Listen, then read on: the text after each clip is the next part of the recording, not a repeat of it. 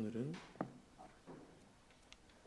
나눠드린 내용에서와 같이 59과부터 60, 61, 62까지 함께 시간이 되면 네 챕터를 함께 좀 보도록 하겠습니다. 아까도 이제 밥 먹으면서 잠깐 이제 이야기를 나눴지만 유효한 부르심, 효과 있는 부르심에 대해서 우리가 함께 나눌 텐데 이 부르심은 우리가 일반적으로는 또 조금 어려운 표현들을 즐겨 사용하시는 분들에게는 호명이라는 이제 표현으로도 잘 우리가 알려져 있는 익숙한 표현 중에 하나입니다. 개념 중에 하나입니다. 우리가 이 유효한 부르심으로 이야기할 때 이는 이제 내적 소명을 말하는 거죠. 그래서 우리가 외적 소명은 아시다시피 뭐 예수 믿으세요. 뭐 예수님이 우리를 위해 죽으셨습니다. 혹은 뭐 설교 메시지, 뭐 이러한 복음적 성경에 기초한 이런 복음적 메시지를 외적 소명이라고 이야기를 합니다. 근데 그것이 우리에게 직접적인 어떤 능력의 말씀으로 우리 가운데 적용되어질 때 우리가 그것을 내적 소명이라고 이야기를 합니다. 그래서 말씀 자체는 외적 소명이지만 그 말씀에 성령 하나님께서 함께 그 말씀을 사용하실 때 그것은 내적 소명이 되는 것이죠. 그래서 오늘 말씀에서는 이제 내적 소명의 유효한 부르심에 대해서 말씀을 하고 있는 것이다라는 사실을 좀 이 내용들을 한번 살펴보도록 하겠습니다. 밑에 보시면 이제 유효한 부르심, 내적 소명은 하나님의 주권과 권위로 그가 의도하시고 정하신 효과나 결과를 불러일으키는 것을 말한다. 하나님께서 세상이 있으라 말씀하실 때 우주는 하나님의 명령에 즉시 순응했다. 창조 때 하나님이 바라시는 모든 효과가 실현되었다. 이 말씀에서도 이제 세상이 있으라 말씀하실 때라고 했을 때 이 말씀에 어떤 능력을 좀 더 부각시켜서 말씀해주고 있는 거죠?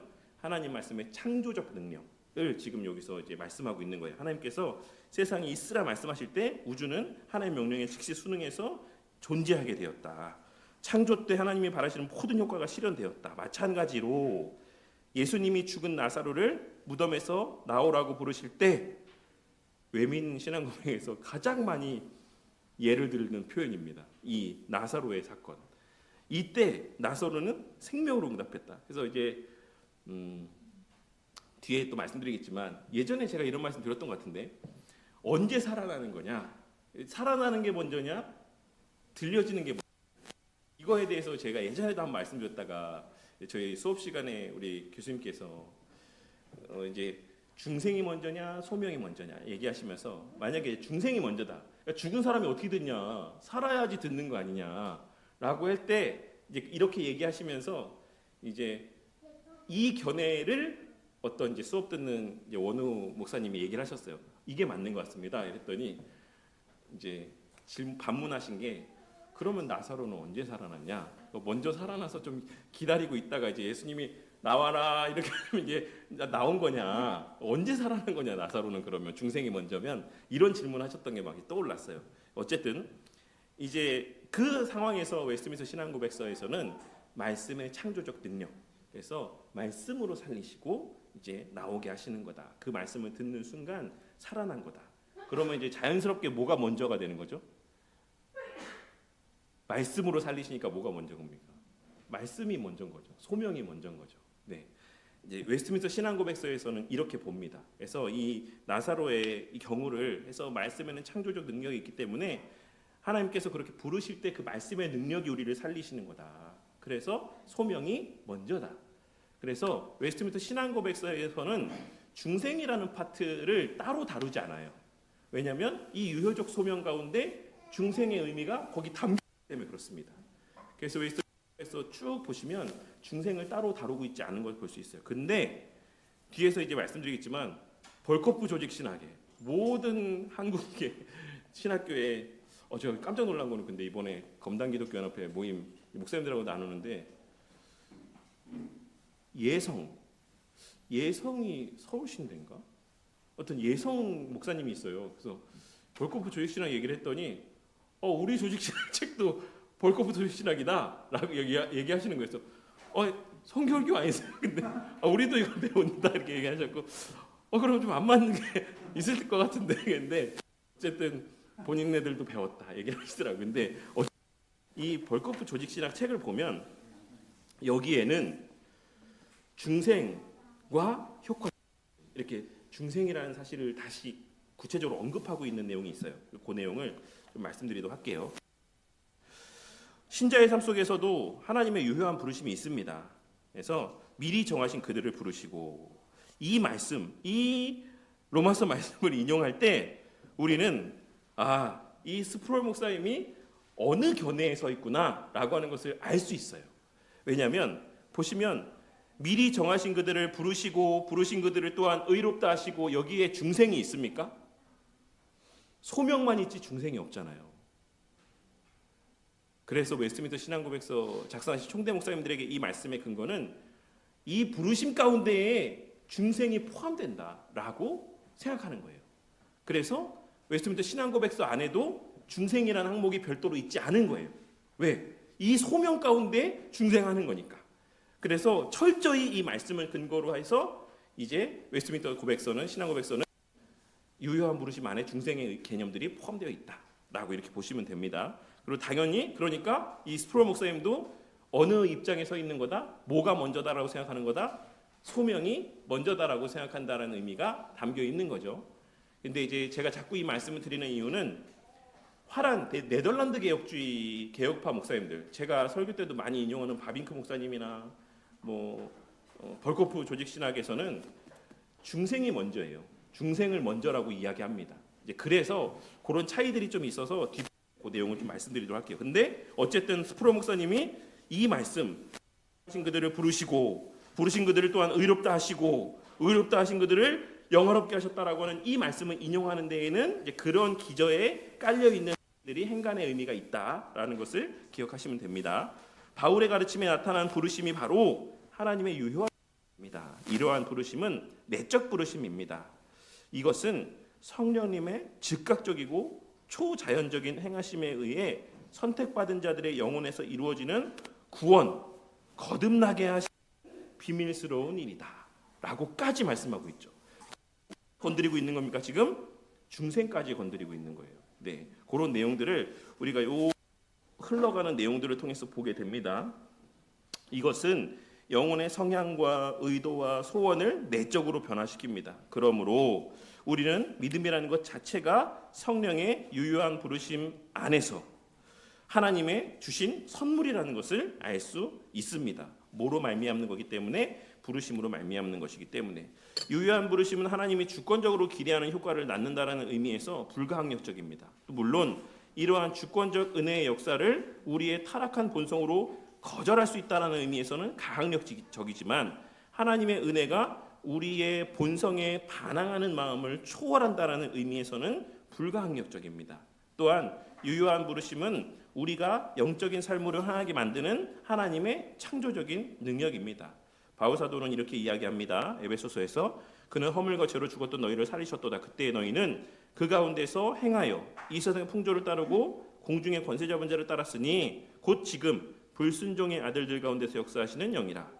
전에는 우리도 다 그 가운데서 역사하는 영이라. 우리도 다 그 가운데서 우리 육체의 욕심을 따라 지내며 육체와 마음에 원하는 것을 하여 다른 이들과 같이 본질상 진노의 자녀이었더니. 이 말씀은 사실 나중에 다음 주에 살펴볼 자유의지 내용 가운데도 사실 연결되는 내용이긴 해요. 어떤 면에서 그러냐면, 육체와 마음에 원하는 것을 하여 라고 했을 때에 이 자유, 성경이 말하는 자유는 내재된 성향의 발현으로서의 자유다 라는 것을 지금 여기 에베소서 말씀은 다루고 있고, 그래서 우리 개혁파에서 말하는 자유의지는 그런 성향 안에서의 자유다, 중립의 자유가 아닌 그런 내용들도 이 내용들 가운데 담겨 있다라고 할 수 있습니다. 한때 진노의 자녀였고 영적으로 죽었던 우리가 하나님의 내적 부르심의 능력과 효과적 은혜로 불려낸 바 된 자들이 되었습니다. 은혜 안에서 성령은 우리가 보지 못했던 것들을 보게 하시고 듣지 못했던 것들을 듣게 하십니다라고 이야기하고 있습니다. 제가 이제 이 내용들 자체는 제가 만약에 신학교에서 공부를 하지 않았으면 그냥 이 내용을 쭉 그냥 말씀드리고 끝났을 것 같아요. 근데 제가 이걸 준비하면서 저만은 아니죠. 학 원우들을 그렇게 괴롭게 집요하게 물었던 교수님의 질문들이 생각이 났습니다. 소명이 먼저냐, 중생이 먼저냐라는. 그래서 왜 그런 질문을 하셨을까라고 생각을 해봤는데, 앞서 말씀드렸던 것처럼 네덜란드를 중심으로 한 활원 개혁교회에서 말하는 이 중생 구원의 서정에서의 어떤 순서와 웨스트민스터 신앙고백서를 중심으로 한 미국 개혁교회의 구원의 서정에서의 이해하는 이해에 차이가 있어요. 그래서 그냥 결론만 말씀드리자면, 우리가 믿는 웨스트민스터 신앙고백서, 우리가 신뢰하는 웨스트민스터 신앙고백서 안에서의 구원의 서정에서는 소명이 먼저입니다. 근데 이제 네덜란드 화란 개혁교회 안에서의 목사님들은 당연히 이제 그 의도를 충분히 알고 있다는 전제하에 논리적으로는 중생이 먼저일 수밖에 없어라고 이렇게 이야기해요. 그래서 제가 이제 그 내용을 벌코프 조직신학에 있는 내용을 좀 읽어드리도록 할게요. 벌코프 조직신학에서 벌코프 선생님이 뭐라고 이야기하고 있냐면, 제가 이제 발췌된 부분만 조금 읽어드리도록 할게요. 천천히 읽겠습니다. 웨스트민스터 신앙고백서 10장 2절에 의하면 효과적인 부르심은 중생을 포함한다. 이 견해는 바울이 중생이라는 단어를 단 한 번 사용하고 로마 8장 30절에서 알 수 있듯이 중생을 부르심 안에 포함하는 것으로 이해했다라는 사실에 기인한다. 지금 제가 말씀드린 내용들을 선생님이 말씀드리는 거예요. 근데 이제 그 마지막에 그 3번에서 뭐라고 말씀하고 있냐면, 부르심과 중생의 관련 순서에 대해서 이야기하면서 이렇게 이야기합니다. 우리가 다음의 단계를 주목한다면 이들의 관련 순서를 가장 잘 이해할 수 있다. 첫 번째, 논리적으로 볼 때 말씀의 설교에서의 외적인 부르심, 유아의 경우는 제외하고 외적인 부르심, 일반적으로 들을 수 있는 귀가 있는 성인, 일반적인 상태 가운데 있는 사람들은 일반적으로 새 생명이 인간의 영혼 속에 생성되는 성령의 사역에 선행하거나 이와 동시에 일어난다. 이때 창조적 말씀으로 하나님 새 생명을 생성시키고 영혼의 내적 성향을 변화시키시며 마음을 조명하고 감정을 고양시키시며 의지를 새로 하나님의 이러한 행위 안에서 영혼을 구원하게 하는 하나님의 말씀을 들을 수 있는 귀가 심어지게 된다. 이것이 엄격한 의미에서의 중생이다. 영적인 귀를 가진 후의 죄인은 이제 복음 안에서의 하나님의 부르심을 듣게 되며 효과적으로 이를 마음에 받아들이게 된다. 저항하고 싶은 열망이 순종하고 싶은 열망으로 변화되고 죄인은 성령의 사역을 통해 하나님의 말씀의 설득력에 감화된다. 이것이 설교 말씀의 도구를 통해 하나님의 영에 의하여 효과적으로 적용되는 효과적인 부르심이다. 그래서 이러한 논리적인 순서에서 필연적으로 중생이 먼저일 수밖에 없어. 살아났기 때문에 듣게 되는 거야 라는 벌코프 선생님도 말씀하고 있는 것이고 바빙 선생님도 그렇게 말씀하고 있는 겁니다. 그래서 이러한 차이가, 그러니까 사실 이게 어떤 시간적인 순서를 말한다기보다는 논리적인 순서고, 그리고 우리가 이것을 다 동시적인 이제 무시간적인 모습이라고 보기 때문에 이걸 갖고 네가 맞네 내가 맞네 네가 옳으네 내가 옳으네 싸우는 것이 큰 의미는 없어요. 그런데 그러면 웨스트민스터 신앙고백에서 소명이 먼저다. 그래서 하셔서 그 들음 가운데 들려지는 말씀 가운데 성령 하나님께서 함께 역사하실 때 그것이 내적 소명이 되는 것이다. 그리고 그 말씀의 창조적인 능력으로 영혼은 새롭게 되는 것이다. 거듭나는 것이다. 이게 사실 전통적으로 우리가 알아왔던 구원의 서정인데, 왜 화란 개혁교회에서는 중생을 먼저다라고 이야기했을까라고 했을 때 그들이 처한 시대적 배경이 있어요. 이와 관련해서 화란 개혁교회에 아주 지대한 영향을 미치신 학자가 아브라함 카이프 목사님이죠. 아브라함 카이프 목사님은 어디까지 얘기했냐면, 중생의 사역, 성령 하나님께서 중생케 하실 때 말씀이 어느 정도의 가치를 지니느냐, 꼭 말씀이 있어야지만 성령 하나님은 거듭나게 하시냐, 아니면 말씀이 없이도 거듭나게 하실 수 있냐, 이거를 카이프 선생님은 집요하게 생각했습니다. 근데 그 당시 상황이 아시겠지만 우리가 애들이 돌잔치 하는 이유가 왜 그렇죠? 너무나도 유아의 사망률이 높았던 거예요. 그러니까 목회적 관점에서 이제 성도들이 묻는 거예요. 말씀을 통해서만 성령 하나님이 거듭나게 하신다고 하면, 그러면 제 아이는 어떻게 되는 겁니까, 목사님? 이렇게 묻는 거예요. 이런 질문들 앞에 카이포 목사님은 목회적으로 고민하면서 성령 하나님은 말씀 없이도 거듭나게 하실 수 있다. 그 근거는 영원에 우리를 그리스도와 되어서 우리를 택하셨기 때문이다. 라고까지 말씀하셨어요. 이것이 나중에 뭐랑 연결되냐면 또 예전에도 말씀드렸던 내용이에요. 유아 세례를 줄 때 교회에서 유아 세례 왜 줍니까? 거듭나서 주는 겁니까? 거듭날 거기 때문에 주는 겁니까? 아브라함 카이포 목사님은 거듭나지 않았는데 주는 거가 의미가 있냐? 이렇게 극단적으로 봤어요. 거듭났기 때문에 주는 거다. 그래서 화란개혁교회의 이전 아브라함 카이퍼 목사님 때까지의 화란개혁교회 안에서 유아세례 문구는 이 아이는 하나님의 은혜로 거듭난 자로 여기고 유아세례를 줍니다. 그렇게 문구가 작성되어 있어요. 근데 이거에 대해서 이제 논쟁들이 치열하게 있어서 이제 화란개혁교회, 네덜란드 개혁교회가 나눠지게 돼요. 이 유아세례 문구 때문에. 그래서 우리가 믿는 바는 뭡니까? 웨스트민스터 신앙고백서는 뭐라고 말씀하고 있죠? 제가 이제 그 내용을 읽어드리도록 할게요. 10장 3항의 내용인데요. 자, 중요한 표현이 차이가 있어요. 제가 3절을 읽어드리겠습니다. 유아기에 죽은 선택된 유아들은 그분이 기뻐하시는 때에 기뻐하시는 곳에서 기뻐하시는 방식으로 일하시는 성령 하나님으로 말미암아 그리스도에 의해 중생하고 구원받는다. 또한 말씀 사역에 의한 외적 부르심을 받을 능력이 없는 다른 모든 선택된 사람들도 마찬가지다.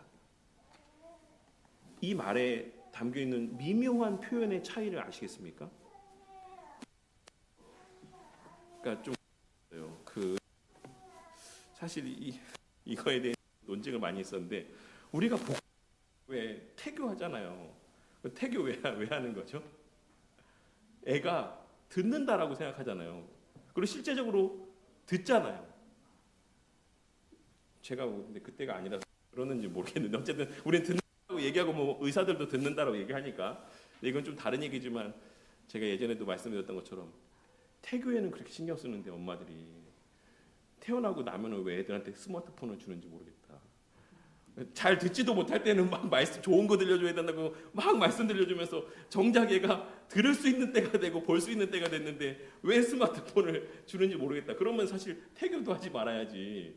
근데 사람들이 좀 이런 모순된 모습을 보이기도 하죠. 근데 어쨌든 만약에 라고 웨스트민스터 총대 목사님은 어떻게 표현했어야 됐냐면 유아기에 선택된 유아기에 죽은 아이들은 하나님이 기뻐하시는 방역 성령 하나님의 말미암아 말씀을 들려주신다 이렇게 표현해야 되는데 뭐라고?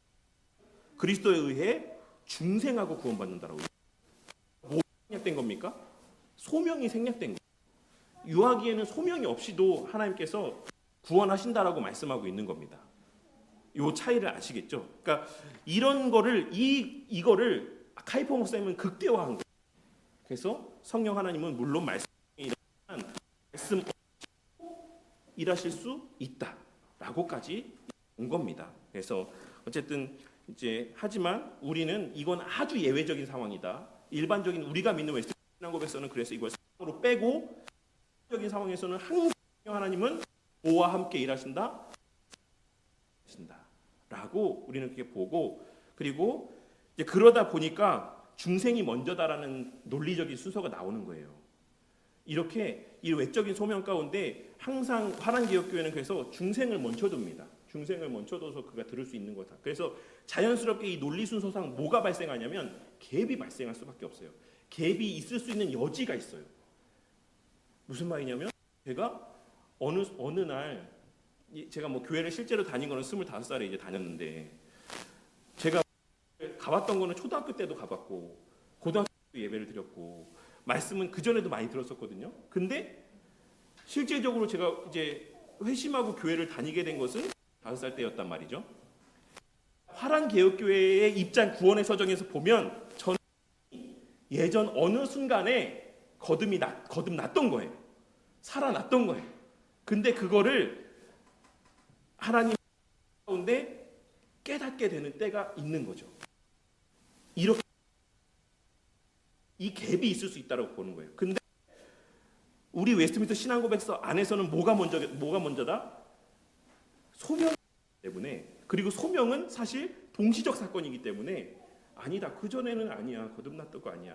거듭난 거는 성령 하나님께서 그 들려지는 말씀 가운데 성령 하나님께서 역사하셔서 그 순간에 거듭나게 하시는 거예요. 이거는 갭이 있을 수가 없는 거죠. 간극이 아주 짧은 겁니다. 성령이 있다라고 하더라도 이런 좀 차이가 있어요. 이런 구원의 서정에서의 화란 개혁교회하고 웨스트민스터 신앙고백서를 따르는 계열의 어떤 차이들이 좀 있다.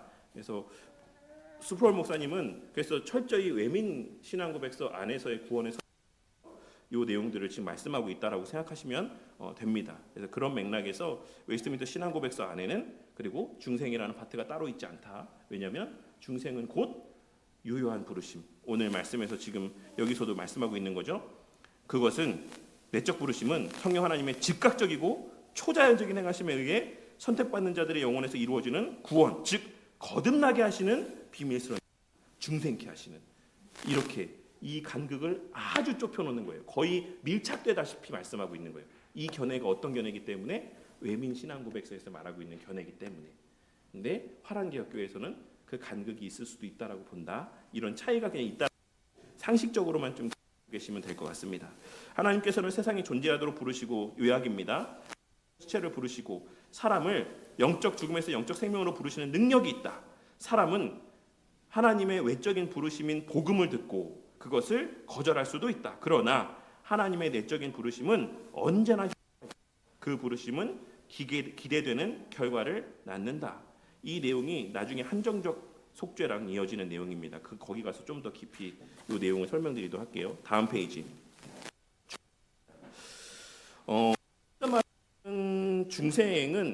중생도 소명도 외적 소명이 있고 내적 소명이 있는데 이 내용에서는 뭘 얘기한 거였죠? 내적 소명에 대해서 유효한 부르심을 얘기한 거고, 여기서 중생에서도 뭘 얘기하고 있는 거냐면 좁은 의미의 무의식적인 중생을 이야기하는 겁니다. 무의식적인 중생. 그래서 지미 카터라는 대통령이 당선됐을 때 그는 자신이 거듭난 그리스도인이다라고 이렇게 말했다고 합니다. 사실 이 표현은 너무 흔하게 쓰는 표현이잖아요. 거듭난 그리스도인이라는 표현. 근데 이 말이 스프롤 목사님 말에 의하면 되게 모순된 말, 쓸데없는 수식어다. 그리스도인이 어떻게 거듭나지 않은 자가 있을 수 있냐? 그리스도인이라는 말 자체에 거듭났다라는 의미가 담겨 있는 것이다라고 말씀하고 있는 겁니다. 그 다음 페이지에 반드시 영적으로 거듭나야만 하나님 나라에 들어갈 수 있다라고 하는 말을 제일 먼저 하신 분이 예수님이다. 예수님은 니고데모에게 사람이 거듭나지 아니하면 하나님 나라를 볼 수 없다라고 말씀하셨다. 이와 같이 예수님의 가르침에서 뭐뭐하지 아니하면이라는 말에 사용된 것은 앞의 조건이 하나님 나라에 들어가는 보편적인 필요한 조건이라는 사실을 말씀하고 있는 것이죠. 그렇다면 거듭남은 기독교의 기본적인 부분이다. 거듭나지 않고 하나님 나라에 들어가는 것은 불가능하다. 중생은 거듭남을 가리키는 신앙 용어다. 중생은 새로운 탄생, 새로운 기원, 새로운 시작을 말한다. 또한 새롭게 다짐하는 것 이상의 의미를 지닌다. 중생은 철저하게 새로워진 사람이 새 삶을 시작하는 것이다.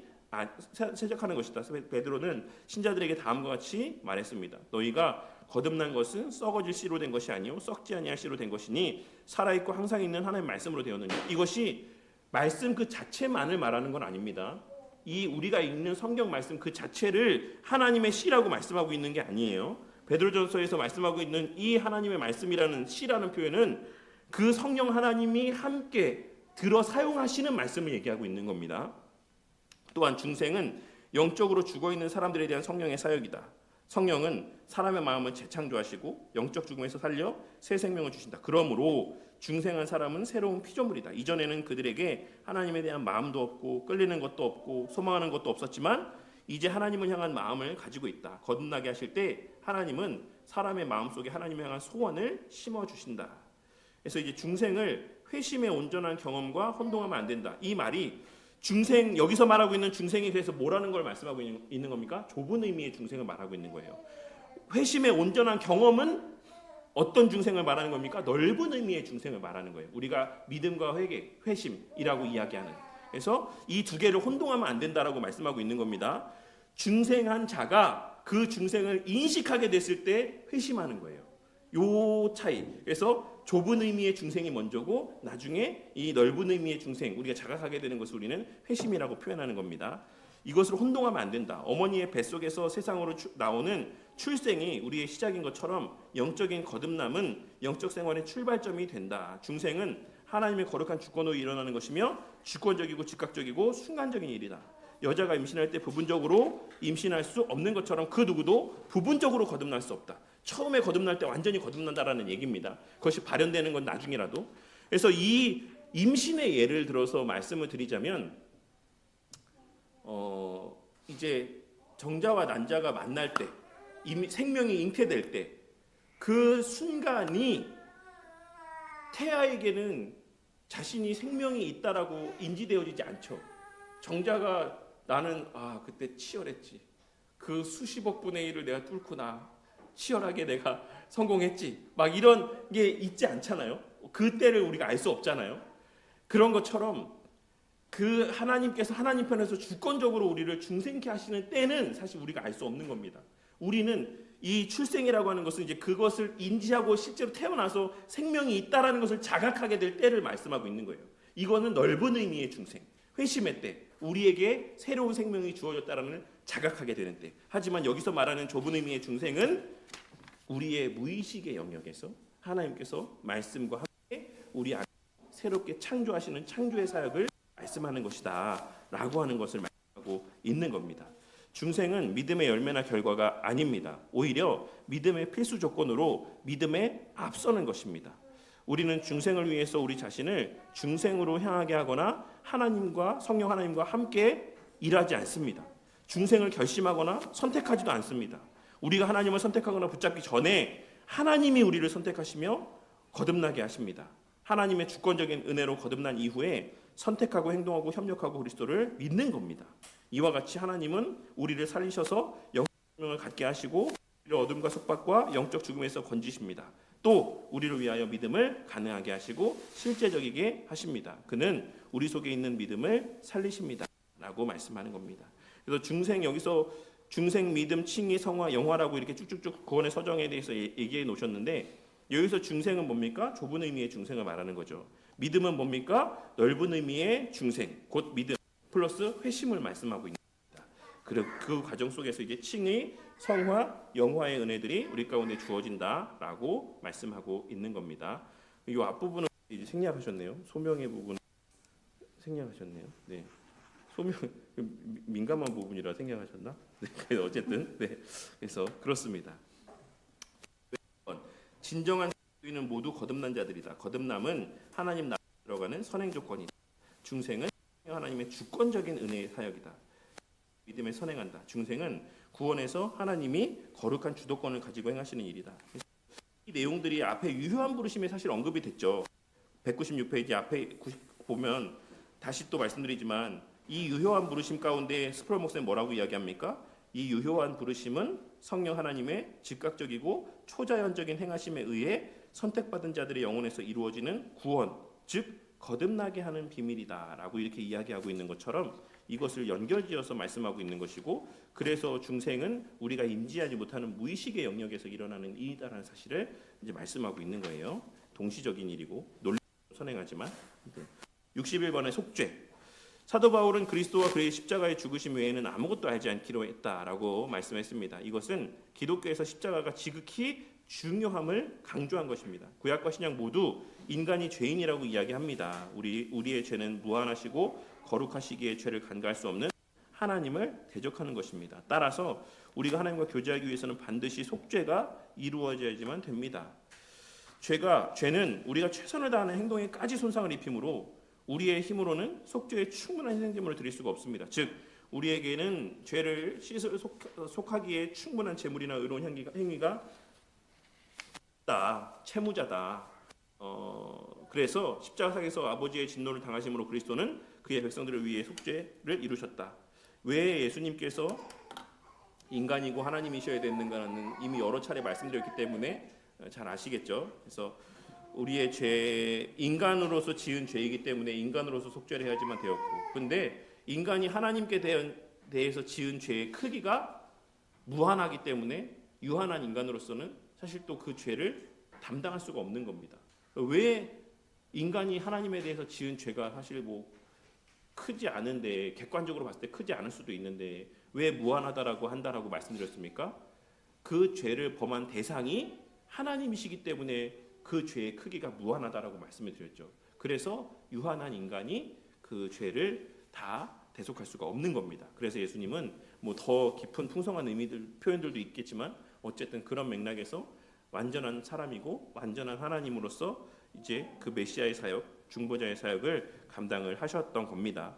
그리스도는 인간의 죄에 대한 형벌을 담당하셨고 그에 합당한 처벌을 받으심으로써 그들의 죄를 속해 주셨습니다. 구약은 하나님의 율법을 범하는 모든 사람들에게 미치는 저주를 선언합니다. 그래서 예수님께서 십자가상에서 몸소 저주를 받으셨을 뿐만 아니라 우리를 위하여 저주가 되셨습니다. 그는 십자가상에서, 저주의 상징인 십자가상에서 아버지에게 버림받으셨고 지옥을 온전히 경험했다.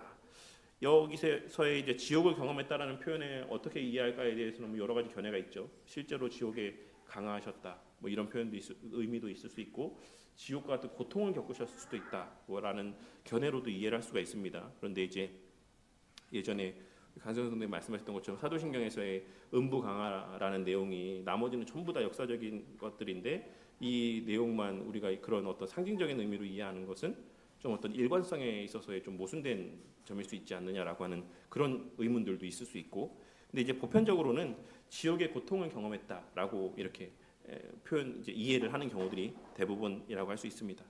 정통 기독교는 속죄에 대해 대속과 만족이 포함되어야 된다라고 주장을 해왔습니다. 그래서 사실 이 대속과 만족이라는 의미 가운데는 어떤 신학적인 표현의 의미가 담겨 있는 거죠?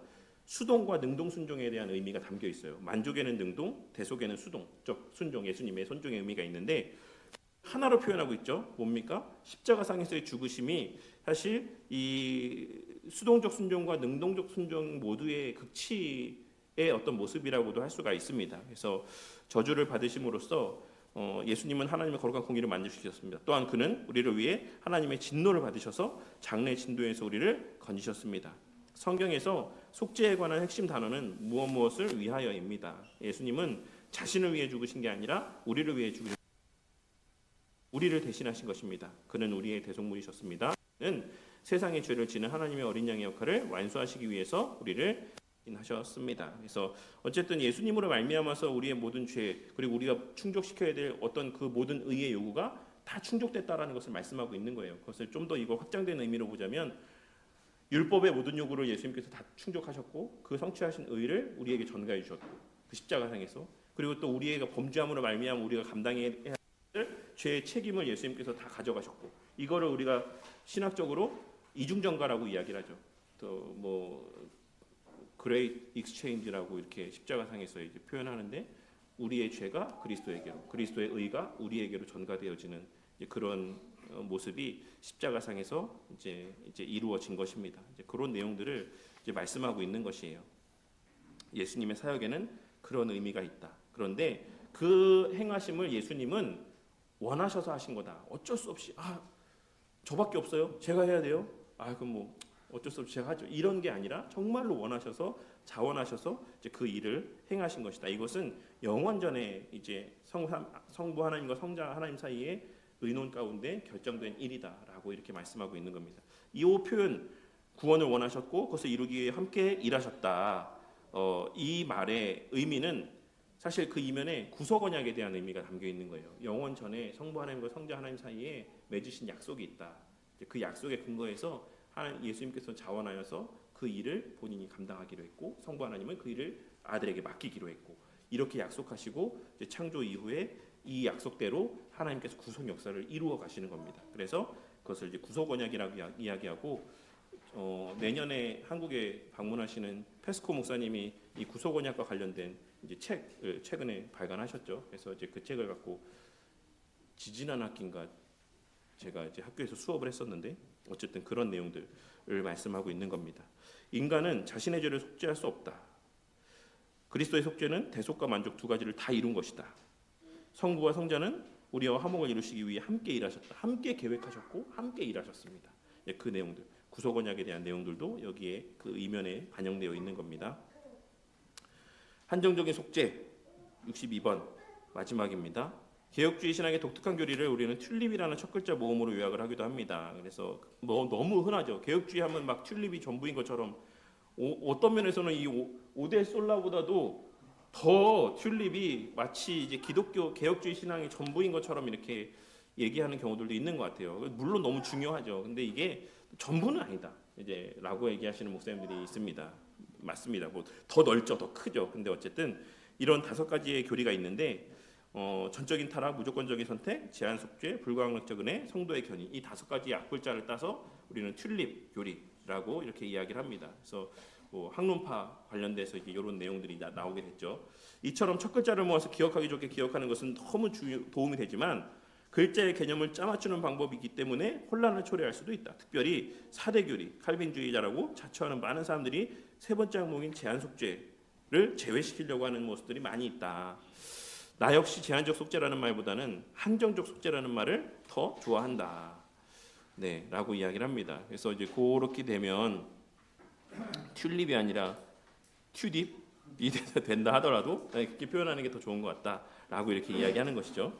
보편주의자가 아니라면 누구나 그리스도가 십자가상에서 하신 일의 효과를 믿는 자들에게만 제한된다는 것을 받아들일 수 있을 것이다. 다시 말해서 모든 사람이 그리스도의 죽으심을 통해 생명을 얻는 것이 아니다. 그러나 그리스도의 죽으심의 공로는 모든 사람의 죄를 속하기에 충분하다.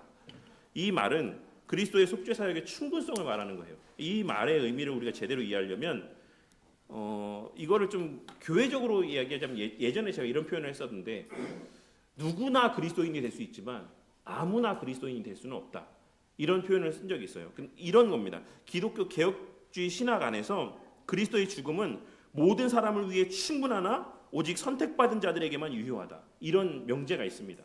그거를 쉽게 풀어서 설명하고 있는 거예요. 모든 사람이 그리스도의 죽으심을 통해 생명을 얻는 것은 아니다. 그러나 그리스도의 죽으심의 공로는 모든 사람의 죄를 속하기에 충분하다. 이 의미에는 그런 의미가 담겨 있습니다. 충분성. 개혁주의의 관점은 그리스도의 속죄가 선택받은 자들만을 위하여 고안되고 의도되었다는 주장을 고수합니다. 그리스도는 자신의 생명을 오직 자신의 양들을 위해서만 주셨습니다. 더 나아가 그분의 속죄는 선택된 자들 모두의 구원을 보장합니다. 어떤 이들은 복음이 보편적으로 주어졌다라고 합니다. 십자가와 그 공로는 믿는 자 누구에게나 주어진다는 것입니다. 또 어떤 이들은 이러한 구원의 보편적인 공급의 개념이 오해하기 쉬운 말장난 같다라고 말하기도 합니다. 선택받은 자들에게만 이제 적용된다라고 한다면 이것은 그들에게만 주어지는 것이다. 하나님께서는 회개하지 않는 자들이나 불신자들에게 절대로 그리스도의 속죄의 공로를 주시지는 않습니다. 즉 믿음과 회개가 선택받은 자들에 의해서만 충족되는 조건이라면 속죄도 그들에게만 주어지는 것이다. 라고 이제 말씀하고 있는 거죠. 그래서 제한 속죄에 대한 내용들을 좀 복잡하게 말씀하고 있는 거예요. 근데 우리 성도님들이 좀 궁금하실 거는 누가 보편구원론자냐? 이게 좀 더 궁금하지 않을까요? 네. 슐라이마어라고 하는 분도 보편구원론을 이야기하시는 분이라고 할 수 있고, 뭐 칼바르트라고 하는 분도 이런 보편구원의 어떤 범주에 속하시는 분이라고 할 수가 있습니다. 그리고 대표적으로는 이제 몰트만이라고 하는 분도 이제 보편구원론자죠. 그래서 만유의 회복이라는 개념 가운데 결국에 이런 보편적인 구원에 대해서 네 이제 말씀을 한 겁니다. 말씀하고 있습니다. 그래서 근데 이제 요 분들은 다 알잖아요. 뭐 슐라이마호나 칼바르트나 몰트만 이런 분들이 뭐 보편구원에 대한 견해들을 갖고 있다라는 건 대부분 다 아시는데 이거는 사실 아주 확정적인 건 아닙니다. 근데 이런 표현이 좀 아리까리한 분이 있어요. 아리까리한 분. 이분이 보편구원론자인가? 아니면 제한 속죄를 믿는 분인가? 이렇게 좀 이렇게 아주 분명히 하지 않는 말들을 가끔씩 하시는 분이 있는데 톰 라이트라는 분이 그렇습니다. 그러니까 표면적으로는 제한 속죄에 대해서 분명하게 이야기를 해요. 근데 이 종말론적인 어떤 희망에 대해서 엄청 강조합니다. 그래서 이제 제가 톰 라이트 선생님을 말씀드리는 이유는 오늘날 이 시대 기독교인들에게 톰 라이트라는 분이 끼치는 영향이 너무 크기 때문에 그래요. 그래서 이 톰 라이트라는 분한테 뭐 질문을 몇 번 했냐면 당신이 생각하는 지옥의 개념이 뭐냐라고 했을 때 거기에 대해서도 되게 희미하게 이제 여지를 두고 그리고 또 이제 계시록에 기록되어 있는 어떤 하나님께서 행하실 그 놀라운 일들의 의미 가운데에는 사실 우리가 생각하는 영벌의 개념을 뛰어넘는 어떤 우리가 이해할 수 없는 하나님의 어떤 오묘한 어떤 희망 섞인 어떤 뉘앙스가 이 말씀 가운데 담겨져 있다라고 이런 식으로 표현하는 경우들이 있거든요. 그래서 이제 그런 부분들에 대해서 이제 조직 신학자들이 톰 라이트 교수님한테 몇 번 질문한 적이 있었다라고 하더라고요. 그 당신의 이 표현이 갖고 있는 의미가 뭐냐. 그래서 나중에 그러면 결국 영원한 형벌이 아니라 어느 정도의 형벌을 받고 하나님께서 회복시키신다는 얘기냐? 뭐 이런 식으로 그 지옥은 영원한 장소가 아니라 한시적인 어떤 그런 장소의 개념으로서 말하는 거냐라고 질문했을 때 톰 라이트 목사님이 그렇게 직접적으로 거기에 대해서 구체적인 답변을 하진 않았다라고 합니다. 네, 제 얘기는 아니고 이승훈 교수님 얘기예요. 이승훈 교수님이 한 학기 동안 톰 라이트 관련된 수업을 하셨는데 엄청 비판적으로 이제 막 설명하시면서 좋은 점도 있다, 좋은 점도 있고 있는데 이제 우려할 만한 점들이 많이 있다라고 쭉 얘기하시면서 그 가운데 하나가 이제 지옥에 대한 불분명한 이제 그런 어떤 부분들 그리고 그 종말론적 희망에 대한 어떤 지나친 확장 해석 이런 것들이 다분히 좀 어떤 보편구원적인 어떤 그런 뉘앙스들을 풍길 수 있는 위험들이 있다 이렇게 얘기를 하셨었습니다. 그래서 그런 내용들은 그냥 참고로 그렇다고 해서 톰 라이트 목사님이 보편 구원을 직접적으로 말씀하시지 않았다. 그런 거는 좀 염두에 두시고 생각하셨으면 좋겠습니다. 네, 어쨌든 요한은 사도는 이렇게 이야기합니다. 그는 우리 죄를 위한 화목 제물이니 우리만 위할 뿐 아니요 온 세상의 죄를 위하심이라. 이 본문은 한정적 속죄를 반대하는 근거로 많이 인용되는 본문입니다. 언뜻 보기에 그리스도의 죽음이 모든 사람을 위한 것이었다라고 말하는 것처럼 보여지기 때문입니다. 그러나 이 본문이 그런 의미로만 적용된다라고 한다면 보편주의의 증거 본문이 되어버린다. 만일 그리스도가 모든 사람의 죄에 대한 하나님의 형벌의 요구를 참으로 충족시켰거나 만족시켰다면 특히 틀림없이 모든 사람이 구원받을 것이다. 또 만일 이 본문이 모든 사람의 죄가 조건적으로 속죄받는다라는 의미로 이해된다면 우리는 다시 오직 선택된 자들만이 그 조건들을 만족시킨다라는 근본적인 질문으로 돌아가게 된다. 신약에서는 유대인들과 비유대인들이 누리는 구원을 자주 대조한다. 복음에서 가장 중요한 점은 이것이 유대인뿐 아니라 온 세상 모든 종족과 민족에게 주어진다는 사실이다. 하나님은 온 세상을 사랑하신다. 그러나 온 세상을 구원하시지는 않는다. 이게 요지예요. 하나님은 온 세상을 사랑하시지만 그렇다고 해서 온 세상을 다 구원하시지는 않는 것입니다. 하나님은 세상의 모든 것으로부터 사람들을 구원하십니다. 본문에서 요한은 단순히 그리스도께서 우리 죄만 위해 돌아가신 것이 아니라 온 세상에 선택된 자들을 위해서 돌아가셨다라고 말하는 겁니다. 이 요한의 이 본 말씀을 그렇게 이해해야지 이것을 모든 사람, 정말로 모든 사람, 믿던 믿지 않던 뭐 그런 모든 사람을 포함하는 의미로 이해하는 것은 본문의 요지를 왜곡하는 것이다라고 말씀하고 있는 것입니다. 하나님의 계획은 모든 사람이 이 세상에 존재하기 전에 결정이 되었습니다.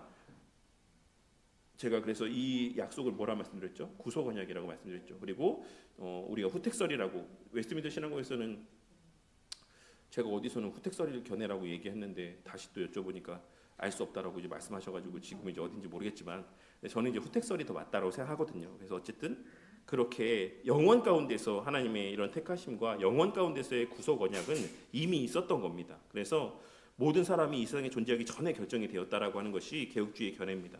그리스도의 속죄는 하나님의 때늦은 방편이 아니었습니다. 그리스도의 죽음을 통해 이루고자 하시는 하나님의 목적은 창세전에 결정된 것입니다. 그 계획 어린 짐작으로 한 것이 아니라 하나님의 주권적으로 이루시는 특별한 계획과 목적을 따른 것이었습니다.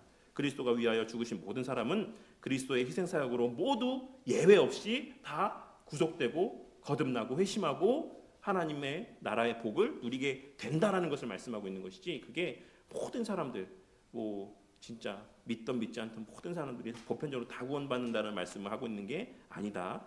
정하신 자는 누구나 예외 없이 하나님께서 구원하신다. 그 구원의 효력을 적용하여 주신다라는 그런 의미의 말씀이다라고 설명하고 있는 겁니다. 한정적 속죄는 구속을 위한 하나님의 계획의 범위와 십자가의 목적을 말한다. 넓은 의미에서의 속죄는 모든 사람에게 주어졌고 좁은 의미에서는 선택받은 자들에게만 주어졌다. 이번의 의미가 앞서 제가 말씀드린 그 의미예요. 그리스도의 죽음은 모든 사람을 위해 충분하나 오직 선택받은 자들에게만 유효하다. 그런 개념을 지금 이번에서 표현하고 있는 겁니다. 넓은 의미에서의 속죄는 모든 사람에게 주어졌고 좁은 의미에서는 선택받은 자들에게만 주어졌다. 그리스도께서 온 세상 죄를 위해서 죽으셨다라고 하는 요한의 가르침은 선택받은 자들이 유대인에게만 국한되지 않고 온 세상에 걸쳐 있다라는 것을 의미하는 표현이다.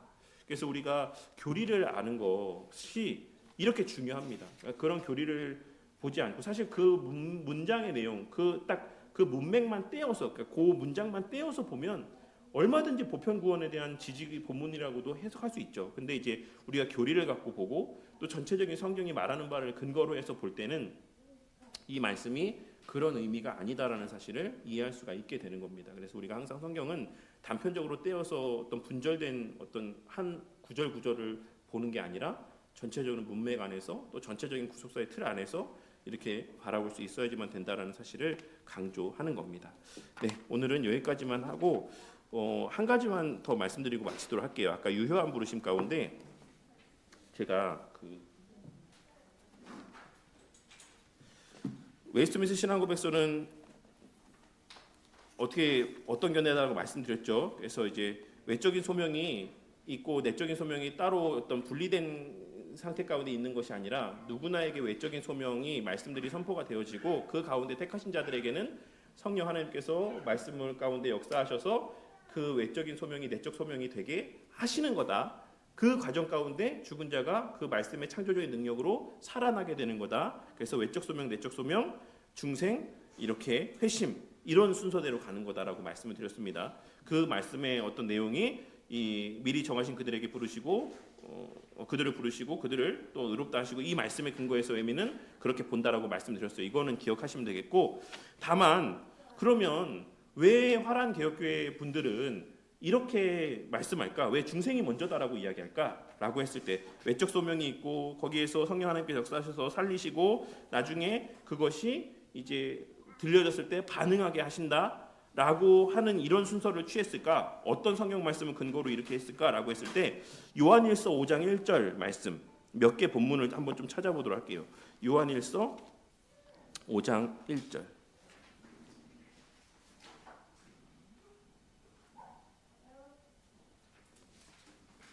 네. 요한일서 5장 1절 말씀에 보시면 이렇게 기록이 되어 있어요.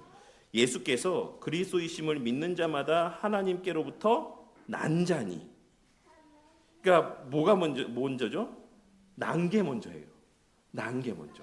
그래서 이 요한일서 5장 1절 말씀으로 근거해서 거듭나야 중생해야 믿게 되는 거지. 이제 이런 그래서 일단 나는 게 먼저다라고 요한일서 5장 1절을 근거로 하기도 하고 또 사도행전 16장 14절 말씀해 보시면